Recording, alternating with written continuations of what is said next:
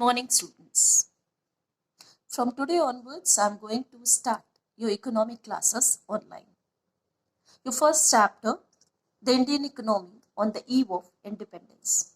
Before I start, I would want to tell you that you have to prepare one notebook, a ruled register to prepare a notes that was given by me on this side. So let's start this chapter with the introduction of our economy.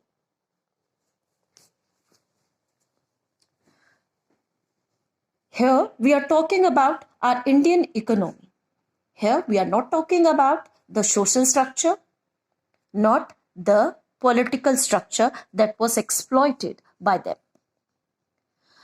In the colonial exploitation of the Indian economy under British rule, means at the period of British, they have exploited our Indian agriculture, they have exploited our industrial sector as well as the tertiary sector.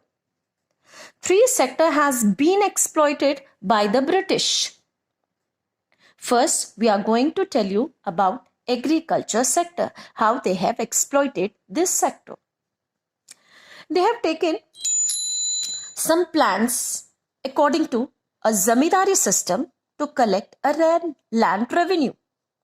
In 1820, that you can see here, in 1820, they have planned a system of collecting land revenue that is called Roytwari system, that is also called direct taxes. It was started by Thomas Munshur. In this system, they have recruited their own person, British authority, to collect the taxes from the farmers. But after some time, they saw that the output is not coming over there. So after some time, in 1833, William Bentinck launched the second system, the second strategy of collecting land revenue by indirect taxes, that is Mahalwari system. In this system, they have given the right to collect the land revenue to zamindars, and they told them that zamindars are the owner of the soil, and you have to collect all the land revenue from the tillers. Tillers are called the actual cultivator of the land. What they said to zamindars, कि you have to give a minimum survival. They have to give the investment. They have to collect the land revenue, a fixed sum to the government, and you are free to extract as much as they wished. So they are exploiting, means zamindars are exploiting our Indian farmers. In this way, the agriculture has been exploited and no one is caring about the land fertility. Moving on to the next sector, that is industrial sector. In the colonial period, how the British has been exploited our industrial sector. There are so many cottage industries where there cottage industry, small scale industry, a small entrepreneurs and the handicrafts are going on. But the Britishers have decayed by their strategy putting on them, that is heavy duties on their export. They have captured Indian market, and when our small scale entrepreneurs wanted to sell, export their handicraft finished good to Britons, mainly in Britons. So they have kept heavy duties, means tariff. They have kept the tariff high, so that they are unable to sell their handicraft. And see the next thing, they have put in the next strategy, duty-free imports of British good in the Indian market. When they prepared, they finished the product over Britain, they are very freely, they can imports all the finished good in an Indian market. There were no charges at all. In this way, our Indian goods are unable to sell their products in Indian market, as well as they are unable to go in the Britain. And you can see next, the third one is international trade. Once again, the two strategy they have prepared, that is duty free export and duty free imports. All the raw materials they have given the charges high, so all the farmers are free to export raw materials, and Britains are giving a good sum of amount. And see, when they finish the product, they are very free, very much free to come up, import there without any duty charges. By this, our handicraft have been decayed and destroyed, we can say.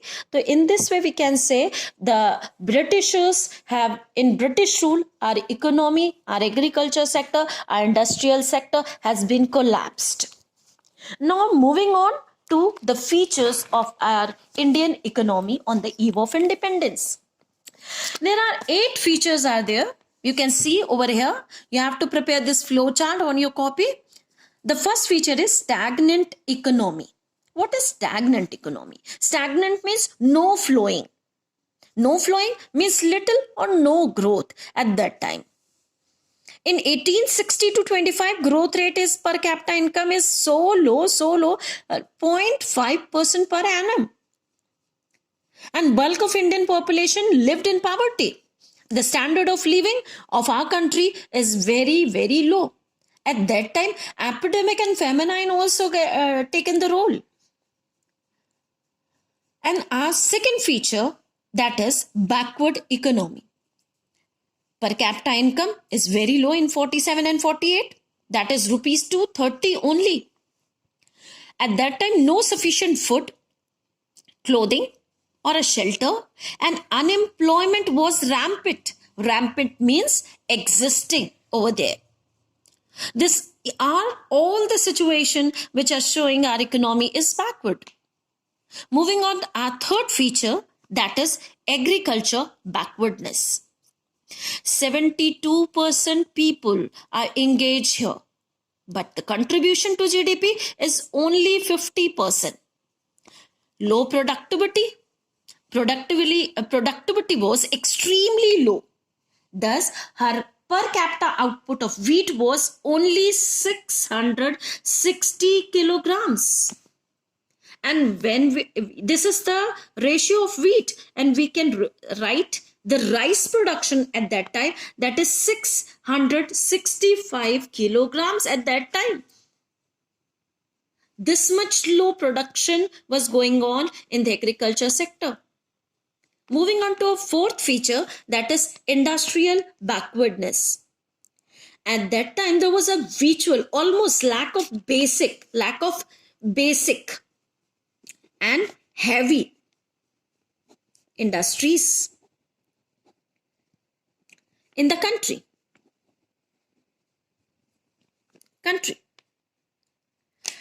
Moving on to our fifth feature, that is heavy dependence on import. When we're talking about the heavy dependence on the import, it means the country had to depend on imports for machinery and other equipments for production. Armed forces of the country also depended heavily on foreign imports for most of the defense equipments. Moving on to our sixth feature, that is poverty. Rampant poverty meant existing poverty.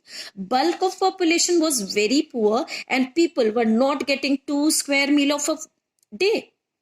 They lack shelter, clothing, everything is going on. The widespread unemployment is going on.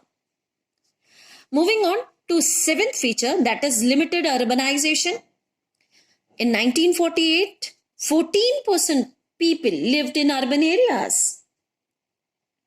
Means at the time of independence, bulk of population of India lived in villages. In 1948, you can see the data, 14% only people are living in this area and 86% lived in rural areas. Moving on to our last, poor infrastructure. Poor infrastructure means infrastructure developed, mean of communication, transport, generation of power, everything is very low. In 48, power generation a capacity of merely 2,100 kilo megawatt. This production is going on. And if we are talking about the railways, it was the last time when they are moving from the India, and they have created these lines to their motive for the construction of these lines are different, not for the Indians. These 8 features are there, which shows that our Indian economy was stagnant, backward, in a very miserable condition. With this, today's session has been over. I hope you all can understand this chapter very well. Now, the second video is going to tell you about the agriculture sector on the eve of independence. And the next topic is industrial sector on the eve of independence in the next video.